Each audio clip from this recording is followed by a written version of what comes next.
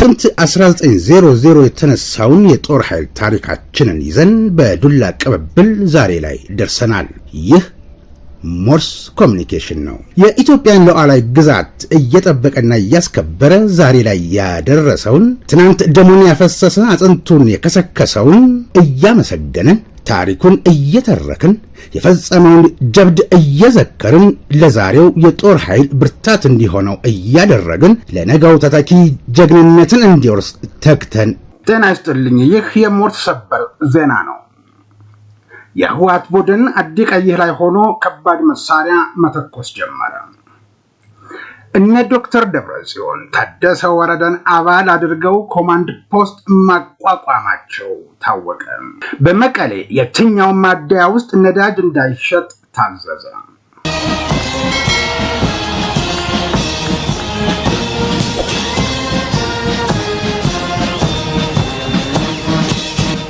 እናንተ የተወደዳችሁ የሞርስ ቤተሰቦች ላይክ፣ ሰብስክራይብ፣ ሼር አድርጋችሁ የደወል ምልክቷን እስከምትነኩት ድረስ አጫጭር መረጃዎችን እናስቀድማለሁ። ጠቅላይ ሚኒስትር ዶክተር አብይ አህመድ ነገ ሰኔ 26 ቀን 2017 ዓ.ም ጠዋት በህዝብ ተወካዮች ምክር ቤት ቀርበው ከምክር ቤት አባላት ለሚነሱ ጥያቄዎች ምላሽ ይሰጣሉ።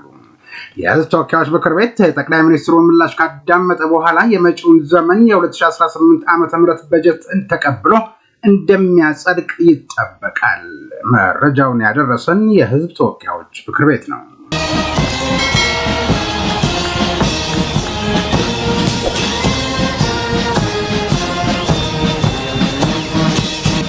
በህወሓትና ሻዕቢያ መካከል የተፈጠረው ጥምረትና ግንኙነት በፌዴራል መንግስቱ መቋረጥ አለበት ሲሉ የቀድሞ የህወሓት ከፍተኛ አመራሮች ገለጹ። በቅርቡ ህወሓትና ሻዕቢያ ጥምረት መፍጠራቸው ሲገለጽ የቆየ ሲሆን በተለይ በህወሓት በኩል የማረጋገጫ ቃላት ሲሰነዘሩ እንደነበር አይዘነጋም። ታዲያ ይህ የሁለቱ አካላት ጥምረት በመንግስት ጣልቃ ገብነት ሊቋረጥ ይገባል ሲሉ የቀድሞ የፓርቲው ከፍተኛ አመራሮች አሳስበዋል። የቀድሞው ህዝባዊ ወያነ ሓርነት ህወሓት ማዕከላዊ ኮሚቴ አባል ወይዘሮ ኬሪያ ኢብራሂም ይህንን ለጦርነት የተደረገ ጥምረት መንግስት ሊያቋርጠው ይገባል ሲሉ፣ ሌላው የቀድሞው የድርጅቱ አባልና ከፍተኛ አመራር እንዲሁም የዲሞክራሲ ስምረት ትግራይ ፓርቲ መስራች ውስጥ አንዱ የሆኑት ፕሮፌሰር ክንደያ ገብረሕይወት በበኩላቸው የሁለቱ አካላት ጥምረት ዓላማ ግልጽ አይደለም ሲሉ ተናግረዋል። በምርጫ ቦርድ የተሰረዘው ህወሓትና የኤርትራ መንግስት ጥምረት መፍጠር ለጦርነት ዓላማ የተደረገ መሆኑ እየተገለጸ ይገኛል። በተጨማሪም በትግርኛ ጽምዶ ወይም ጥምረት ለሐቀኛ ሰላም ለትግራይና ኤርትራ በሚል የህዝብ ለህዝብ ግንኙነት እየተደረገ መሆኑን መመልከት ተችሏል። ይህንን ጥምረት በሚመለከት ሀሳባቸውን የሰጡት የቀድሞ የህወሓት ከፍተኛ አመራር ወይዘሮ ኬሪያ ኢብራሂም በግልጽ ለጦርነት የተደረገ ጥምረት ነው ብለዋል። ህዝቡን ከተደቀነበት ጦርነት ማዳን ላይ መስራት አለብን ሲሉ ያከሉት ወይዘሮ ኬሪያ ጦርነቱ የማይቀር እንኳን ቢሆን ዱላው ህዝብ ላይ እንዳያርፍ መስራት አለብን ሲሉ ገልጸዋል። አሁን ላይ በግልጽም ይሁን በድብቅ ጥምረቱ ይታያል ያሉት ወይዘሮ ኬሪያ ይህንን ማስቆምና መቁረጥ ያለበት የትግራይ ልሂቃንና ፌዴራል መንግስት ነው በማለት ሀሳባቸውን ሰጥተዋል። ሌላው የቀድሞ የህወሓት አባልና ከፍተኛ አመራር ፕሮፌሰር ክንደያ ገብረሕይወት በአንድ ሉዓላዊት ሀገር ውስጥ ከሌላ ሀገር ጋር ማን ግንኙነት መፍጠር እንዳለበት ይታወቃል ብለዋል። ህገወጥ ግንኙነት ሲኖር ደግሞ ማስቆም ያለበት ማን እንደሆነም ግልጽ ነው ሲሉ ተናግረዋል። ይሁን እንጂ ከኤርትራ ጋር ያለው ግንኙነት ያልጠራ ነው፣ ግንኙነቱ በመርህ ላይ ካልተመሰረተ ትክክል አይደለም ሲሉ ነገሩኝ ያለው አሃዱ ነው።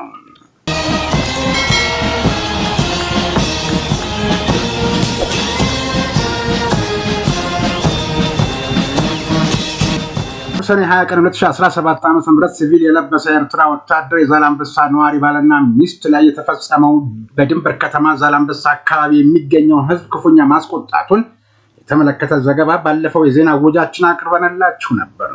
የአልኮል መጠጥ ሲቀማምሱ ያሉ ሁለት የኤርትራ ወታደሮች ከሰዓት በኋላ ወደ መኖሪያ ካምፓቸው እያመሩ ሳለ ሁለት ህፃናት በቤታቸው አጠገብ ሲጫወቱ ያገኟቸው እና አንደኛው ወታደር ህፃናቱን መምታቱን ተከትሎ ለምን መታህ ብሎ የጠየቀውን አባት በሽጉጥ ገድሎ ሚስቱን አቁስሏት እንደነበር ዘግበን ነበር። የሻዕቢያ ወታደር በዛላምበሳ በኩል አርብ ሰኔ 20 የገደለው አባት አቶ መንግስት አብከሰተ እንደሚባልና የአካባቢው ነዋሪም የመንግስት ያለ እያለ እንደሆነ ይህንን ድርጊትም የፈጸመው ወታደር ላይ ምንም እርምጃ አለመወሰዱን ተከትሎ አሁንም ድንበር ላይ በሚገኘው ካምፕ ውስጥ እንደሚገኝ የሟች ወገኖች ለሞርስ ተናግረዋል።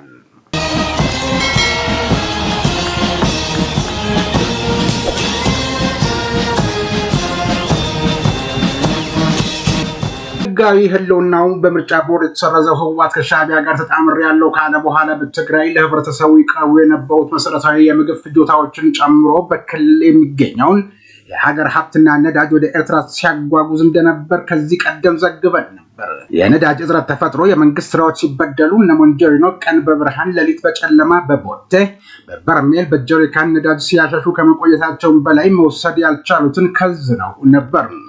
አሁን ከሻዕቢያ ጋር ተጣምረው በግብጽ በጀት ወደ ጦርነት መግባታቸው እርግጥ ሲሆን ከተለያዩ ከተሞች የነዳጅ ሽያጭ እንዳይደረግ መከልከላቸው ለሞርስ የደረሰው ዘገባ አስረድቷል። እስከ ትናንት ሰኔ 24 ቀን 2017 ዓ.ም ድረስ ለግል መኪኖች ነዳጅ እንዳይሸጥ የሚከለክል ሰርኩላር ለነዳጅ ማደያ ባለቤቶች የተላለፈ ሲሆን ዛሬ ሰኔ 25 ቀን 2017 ዓ.ም ለሁሉም ተሽከርካሪዎች ነዳጅ እንዳይሸጥ ግን የተለየ ፈቃድ የሚያሳዩ የህወሓት ቡድን አባላት የሚጠቀሙባቸው ተሽከርካሪዎች ብቻ ነዳጅ እንዲቀዱ የሚያስገድድ መመሪያ መተላለፉን የመርስ ምንጮች አስረድተዋል። በተለይ በትግራይ በመቀሌ ከተማ የሚገኙ የነዳጅ ማደያ ለግል ተሽከርካሪዎች እንዳይሸጡ ተብሎ የተሰጣቸውን የማስገደጃ ትዕዛዝ ተግባራዊ በማድረግ ዛሬ በመቀሌ ነዳጅ የሚቀዳ አንድም የግል ተሽከርካሪ አለመኖሩን በስልክ ሞርስ አረጋግጧል።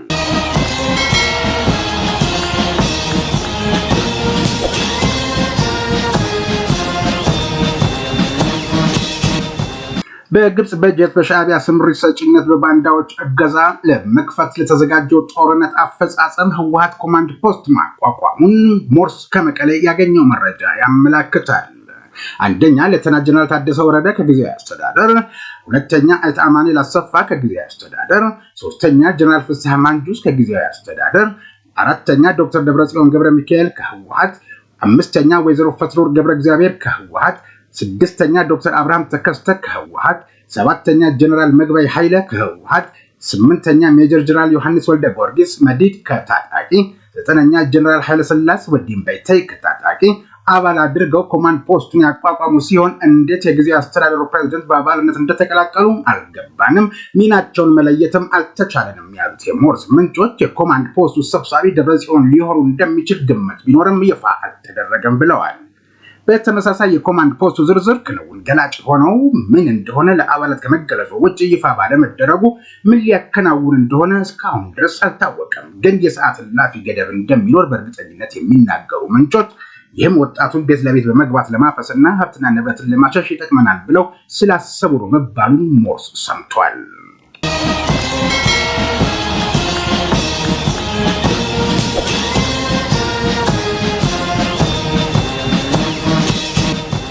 ዛሬ ሰኔ 25 ቀን 2017 ዓ.ም ረፋድ ላይ የህወሓትን አካሄድ በመቃወም 4 ክፍለ ጦር ታጣቂ ይዘው ወደ አፋር መሬት የሄዱት ገብረ እግዚአብሔር በየነ ወይም በቅጽል ስማቸው ወዲያን ጥሩ እና የእሳቸውን ፈለግ ተከትለው ህወሓትን በመክዳት ወደ አፋር የሄዱትን ታጣቂዎች ላይ የህወሓት ቡድን ከባድ መሳሪያ መተኮሱ ተረጋግጧል።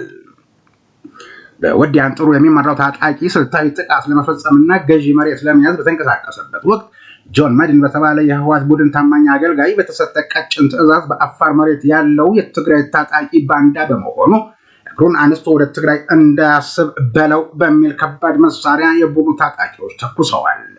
ለምንጮች ገለጻ ከህወሓት ቡድን በኩል የተተኮሰው ከባድ መሳሪያ ያደረሰው ጉዳትና መጠኑን ለጊዜው ማወቅ አልቻልንም ብለዋል። ግን አሉ የሞርስ ምንጮች ግን የጆን መድንን ትዕዛዝ ተቀብሎ ከባድ መሳሪያ የተኮሰው የቡድኑ ታጣቂ አዲቀይህ በሚባል አካባቢ ልዩ ስሙ ሰንዓላ ወጅራት ከተባለ ስፍራ ላይ መሆኑን አረጋግጠዋል። ከሰዓታት ተኩስ በኋላ የወጅራት አካባቢ ሽማግሌዎች ከፍተኛ የሆነ ልመና ለምነው ተኩሱን መቆሙን የሞርስ ምንጮች አስረድተዋል።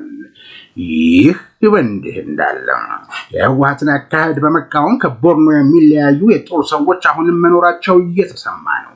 በመረጃው መሰረት ለኛ የማትሆን ኢትዮጵያ ለማንም አይጠቅምም በማለት የክፍለ ጦር አዛዥ ናቸው የተባሉት ጀነራል ማንጁስ ከነአጃቢያቸው እና ከመኪናቸው ጋር የህወሓት ቡድንን ከርተው መሄዳቸውን የጠቀሱት ምንጮች ተጨማሪ ዝርዝር ከመስጠት ተቆጥበዋል።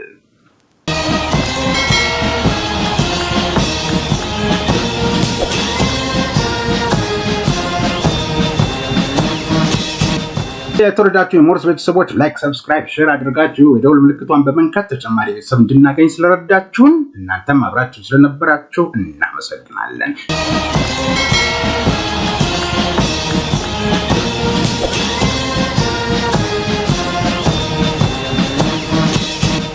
የተወደዳችሁ ቤተሰቦቻችን በዚህ ሰበር ዜና ተጨማሪ መረጃ እንዳገኘን ወደ እናንተ የምናደርስ ይሆናል። በቀጣይ እስከምንገናኝ ድረስ ጤና ይስጥልኝ።